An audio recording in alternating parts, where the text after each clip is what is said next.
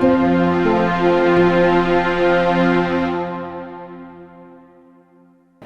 day 3 and we're on the floor of PDAC, and we're here today with Carla Devlin from Sio Silica. How are you today? I'm good, Tracy. Thank you for having me today.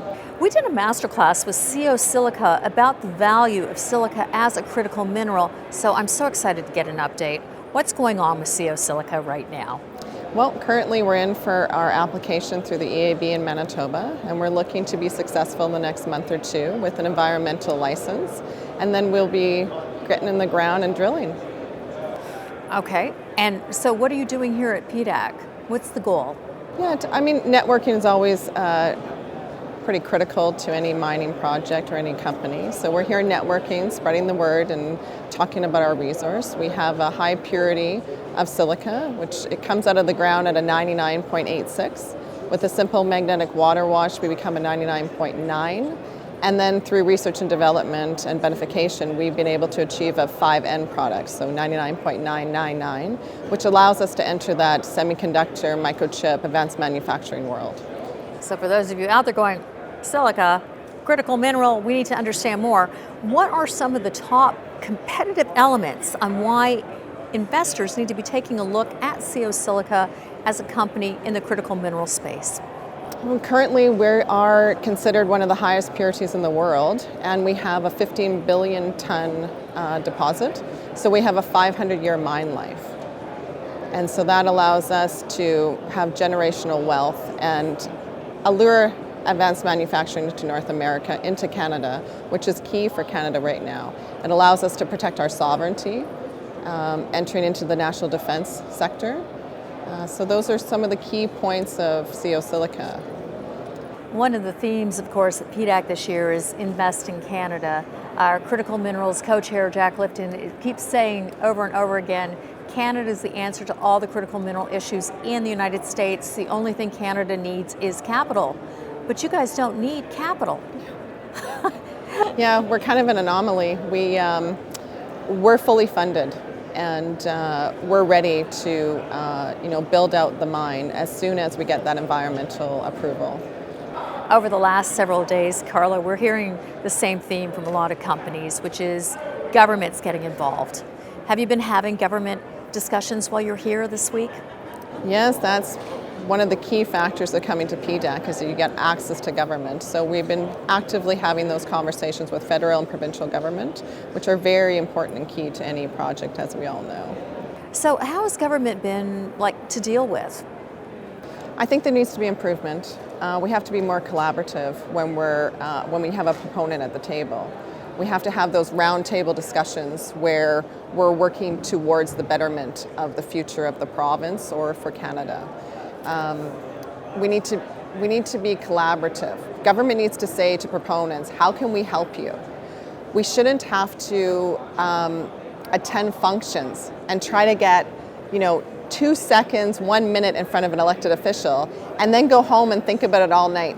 Did it work? Did he hear what she hear what I had to say? Am I going to get a meeting?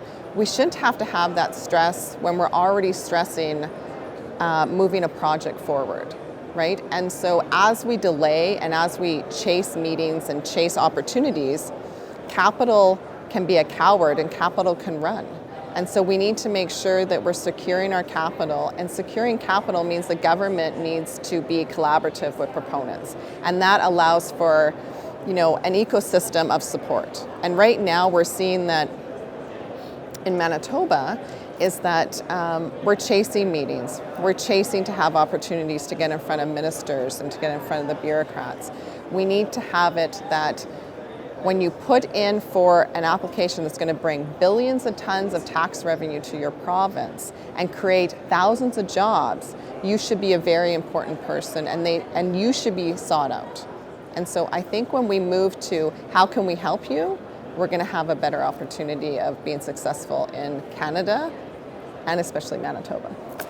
Well, perhaps one of the additional challenges is I don't think many people in government actually understand critical minerals. It's a great trendy term, but they don't actually understand what it means, and in some cases it's kind of a dull topic.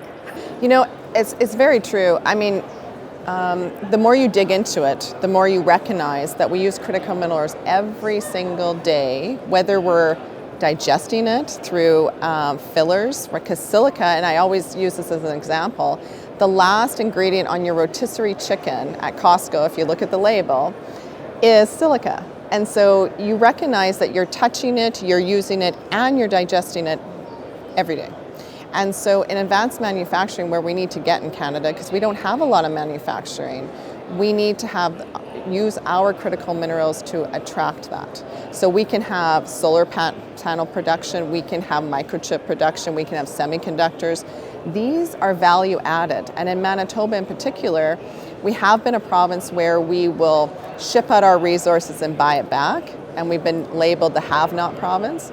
To be the have province, we need to take our critical minerals out of the ground, process, and have the value added of advanced manufacturing. And that's going to make our province and our country wealthy, and we need to get there. And so critical minerals need to get that recognition. You can't have a cell phone, you can't have a computer, you can't have this interview without critical minerals. And so when we're having these conversations, it's what's letting the population understand that these are very important. And so to the environmentalists out there that are opposing projects, they need to recognize that they drove their car there, that they needed critical minerals for. And their cell phone that they put something on Facebook for, to oppose a project, they're using those critical minerals. And they need them every day. So the environment and the economy don't need to be opposing factors. They can complement each other. If you have a thriving economy, you have a thriving environment. Because every proponent, every organization that is in mining, we're all trying to do the best that we can for the environment through engineering and best practice, and involving First Nations into partnerships and collaboration through environmental reviews, environmental committees, allowing them to give us the knowledge that we might not have, and then engineering can use that to collaborate to ensure that the environment is protected.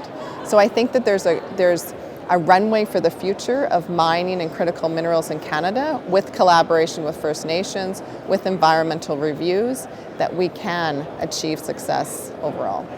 You're such an engaging interviewee. I want to ask you, what is one of the more intriguing aspects of silica that might get government officials to be more excited about silica? I mean, I heard microprocessor. That's about as exciting as you can get to me, especially for any country to be competitive worldwide. Is there something else that you'd like to mention? I think national defense is key. So as we see what's happening geopolitically in the world, as we see that we're, having wars on the other side of the world, we need to recognize that national defense is very, very important, and critical minerals drive national defense. So high purity quartz silica is the key ingredient in most national defense items, and at Sio Silica we can enter that space. And we need to recognize that Canada as a whole needs to find ways to protect our sovereignty. And we start that with critical minerals, and we start that with conversations at the table, talking about the future and how we protect ourselves in the future.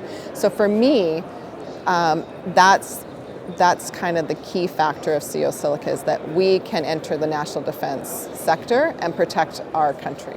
Well, we at InvestorNews, we all signed Petition 232 when we were catalysts in helping the uranium industry in the United States. Is there a petition we can sign or anything to get the Canadian government more excited about Sio Silica? Yeah, actually, we have a petition on our website, and it'd be great. I think it just went live not too long ago, but we do need people to sign that petition to support and to drive Sio Silica to success, because we offer to all of Canada the opportunity to bring advanced manufacturing into our country. Well, I'm looking forward to signing that petition myself. And for those of you interested in finding out more about both Sio Silica and this petition, and making Canada more competitive, please go to the following website. Thank you, Tracy.